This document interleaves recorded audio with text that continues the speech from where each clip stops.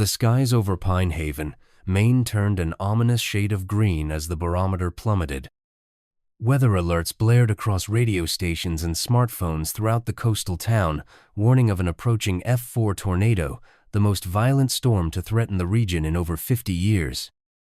As residents scrambled for shelter, one woman remained on the road, her 18-wheeler cutting through the increasingly hostile landscape. Vanessa Harlow, a 42-year-old truck driver with 20 years of experience, had seen her share of dangerous weather, but nothing like the wall of darkness rapidly consuming the horizon behind her. Vanessa's weathered hands gripped the steering wheel with practiced ease. Her dark skin contrasted with the silver chain around her neck, a St. Christopher medal, patron saint of travelers, given to her by her late father when she first earned her commercial license. The cab of her truck was immaculate, organized with military precision, a habit from her 8 years in the Navy before taking to the open road. She was 3 hours from completing her Boston to Bangor route, hauling medical supplies that hospitals in northern Maine desperately needed. The logical choice would be seeking immediate shelter, but Vanessa Harlow had never been one to abandon her responsibilities. Her dispatcher had already called twice, urging her to find cover, but something in her gut told her to press forward just a little longer. 5 miles ahead, the Sullivan family was returning from their annual summer vacation. Thomas Sullivan, a 38-year-old white elementary school principal with kind eyes and prematurely graying hair, checked his rearview mirror with growing concern. His wife, Layla, a black pediatric surgeon whose normally steady hands now fidgeted nervously with her wedding band, kept glancing back at their 2 children.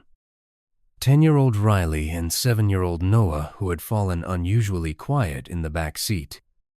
"We should find somewhere to stop," Layla suggested, her voice tight with concern as she studied the weather radar on her phone. "This storm is moving faster than they predicted." Thomas nodded, scanning the increasingly desolate stretch of coastal highway. "Next exit is 7 miles. We'll pull off there."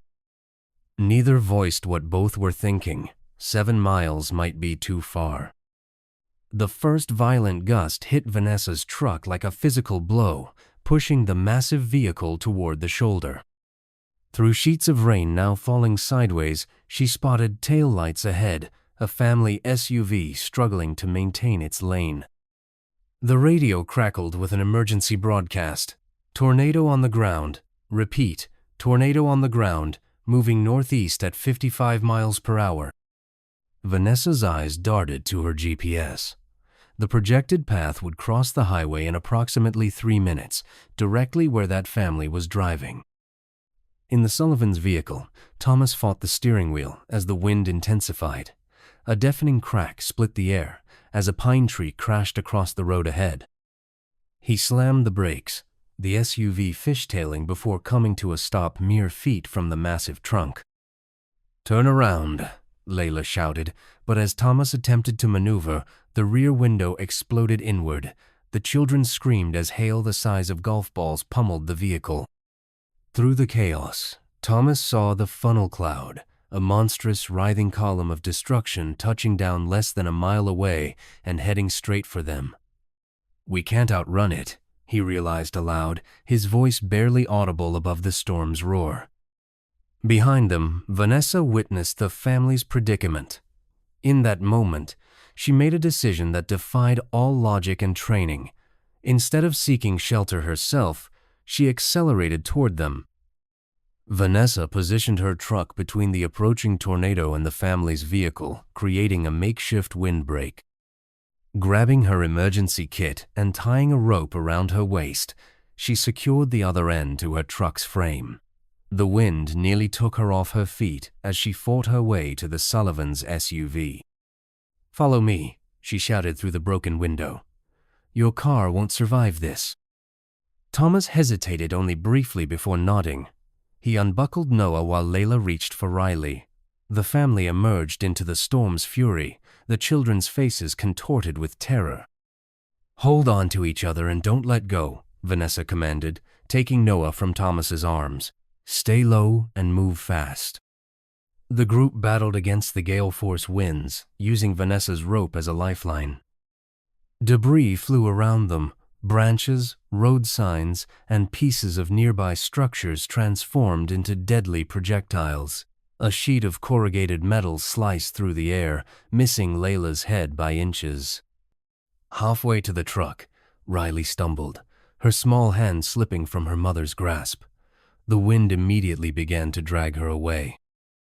Thomas lunged, catching his daughter's wrist just as her feet left the ground. The force nearly dislocated his shoulder, but he held fast, pulling her back to safety. When they finally reached the truck, Vanessa helped them inside the cab.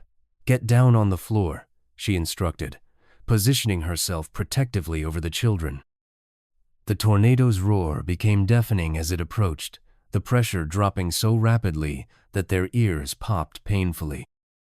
The truck began to rock, its massive frame groaning against forces it was never designed to withstand.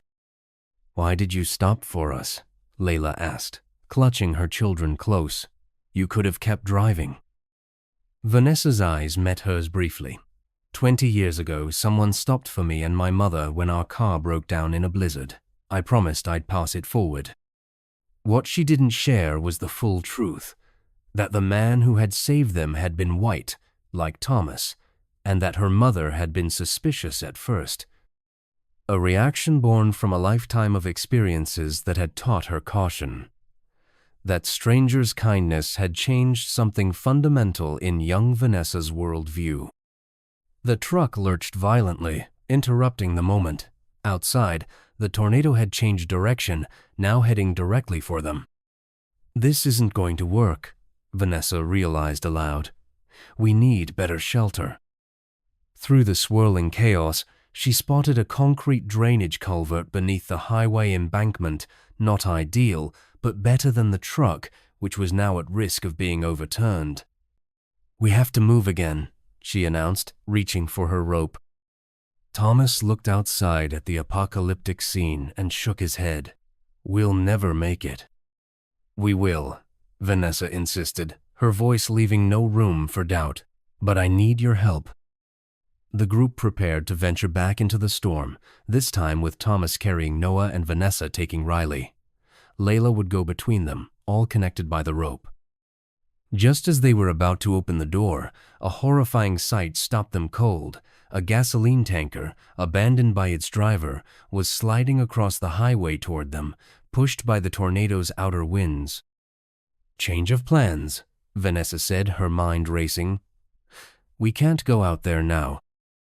The tanker collided with a concrete barrier and tipped onto its side, fuel beginning to leak from its damaged tank. The situation had just become exponentially more dangerous. Vanessa quickly assessed their options. "The cab won't protect us if that fuel ignites or if the tornado hits us directly. We need to get under the truck." "Under it?" Layla questioned incredulously. "The frame is steel. If we can get beneath the chassis between the axles, we'll have some protection from flying debris and the wind won't be able to pull us out easily." It was a desperate plan, but their only chance. They exited on the side away from the tanker, staying low. The wind was so powerful now that they had to crawl, the adults forming a protective barrier around the children. They had almost reached the underside of the truck when disaster struck. A piece of highway guardrail, torn free by the tornado, speared into the ground just inches from them. As it fell, it struck Thomas in the leg, pinning him to the ground. He cried out in pain, the sound almost lost in the storm's fury. Vanessa and Layla worked frantically to free him, but the metal had embedded itself deeply. Blood pooled beneath him, quickly washing away in the rain. "Go," Thomas shouted. "Get the kids to safety." "We're not leaving you," Layla insisted, tears mixing with the rain on her face. The tornado was less than a quarter-mile away now, its destructive path widening as it approached. The tanker's leaking fuel had created a growing pool that was inching toward them. In that moment, Vanessa made another split-second decision. She removed her belt and wrapped it around Thomas's thigh as a makeshift tourniquet. Then she braced herself against the guardrail, muscles straining as she leveraged her body weight. "When I lift, pull him out," she told Layla. With a surge of adrenaline-fueled strength, Vanessa raised the guardrail just enough for Layla to drag her husband free. Together, they managed to get everyone beneath the truck, huddled between the massive axles. Just in time, the tornado's outer bands reached them, lifting the SUV and tossing it like a toy. The tanker shifted ominously but remained on the ground. Through a gap, they watched in horror as a spark from metal scraping on pavement ignited the spilled fuel. Flames raced across the highway, surrounding them in a ring of fire. Heat and smoke added to their torment as they pressed themselves against the earth. Thomas was losing blood despite the tourniquet, his face growing alarmingly pale. The children sobbed in terror, and even Vanessa, who had faced hurricanes at sea during her Navy days, felt fear unlike anything she'd known before. The tornado's main funnel passed just 50 yards from their position, close enough that the truck began to slide sideways, threatening to crush them. Vanessa braced herself against the undercarriage, using her body as a shield for Riley, who had become separated from her parents in the chaos.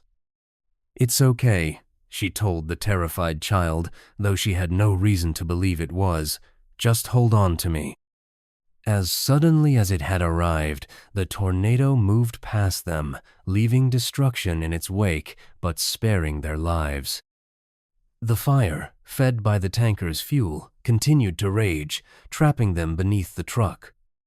When emergency responders finally reached them an hour later, they found an extraordinary scene. Vanessa had used her truck's fire extinguisher to clear a path through the flames, then torn strips from her own clothing to reinforce Thomas's tourniquet and create a pressure bandage.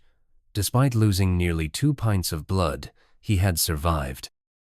The Sullivan family was transported to Eastern Maine Medical Center in Bangor, where Thomas underwent surgery to repair his damaged leg. Vanessa, treated for second-degree burns on her arms and smoke inhalation, refused to be admitted, insisting that her delivery of medical supplies was now more urgent than ever. 3 days later, when she finally completed her route and returned to Bangor, she found the entire Sullivan family waiting for her at the trucking company's local office. Thomas stood with the aid of crutches, his leg heavily bandaged, but healing. "We wanted to thank you properly," Layla said, her professional composure giving way to emotion. "You saved our lives." Vanessa shook her head. "Anyone would have done the same." "No," Thomas replied firmly. "They wouldn't have, and we need you to know what that means to us." Riley stepped forward, offering a carefully wrapped package. Inside was a framed drawing of Vanessa's truck with the words, "My hero," written in a child's uneven script. Noah, still shy, simply hugged her legs until she knelt down to his level. "Are you an angel?" he whispered. Vanessa laughed softly. "No, buddy. Just a truck driver who was in the right place at the right time." What none of them knew was that a passing motorist had captured video of Vanessa's rescue efforts on their phone. The footage had gone viral overnight, with millions of views and thousands of comments praising her courage. News outlets were calling her the Highway Guardian, and interview requests were piling up. But the most significant consequence remained hidden for now. The medical supplies she'd been so determined to deliver had included specialized antibiotics that would save the life of a young transplant patient, a patient who would grow up to develop an emergency response system that would revolutionize disaster management and save countless lives during future natural disasters. 6 months later, Vanessa stood uncomfortably in a formal dress at a ceremony where the governor was presenting her with a Civilian Heroism Award. The Sullivan family sat in the front row, Thomas now walking with only a slight limp. As she accepted the medal, Vanessa finally shared the full story of the man who had helped her and her mother 20 years earlier. He had no reason to stop for a black woman and her daughter stranded in a snowstorm, she said into the microphone, her voice steady despite her discomfort with public speaking. Many people drove past us that night, but he said something I never forgot. He said, "The world divides us in 1,000 ways, but kindness is the bridge that connects us all." She looked directly at the Sullivan children. "I didn't save your family because it was brave or heroic. I did it because 20 years ago, someone taught me that when we see only our differences, we miss our common humanity. In that tornado, we weren't black or white, man or woman, stranger or friend. We were just people who needed each other to survive." The audience rose in a standing ovation, but Vanessa's attention remained on Riley and Noah, hoping they would carry this lesson forward when they faced their own moments of choice in the future. As the ceremony concluded and people began to disperse, an elderly white man approached Vanessa quietly. His eyes were wet with tears. "You probably don't remember me," he said softly, "but I was that man in the snowstorm. I recognized your name on the news."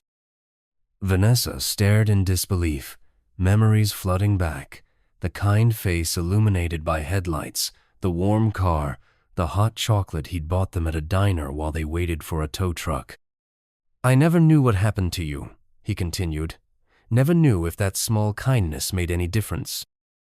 Vanessa, normally composed and reserved, embraced him without hesitation. "It made all the difference," she whispered. "It changed everything." In that moment, the circle was complete, a reminder that our actions create ripples that extend far beyond what we can see, connecting us across time, circumstance, and the artificial boundaries we create between ourselves and others. The tornado had destroyed structures and possessions, but in its aftermath, something stronger had been built, a recognition that in our most vulnerable moments, the things that seem to divide us disappear in the face of our shared humanity. And sometimes, the most powerful force for change isn't the storm itself, but the hands that reach out to help us weather it.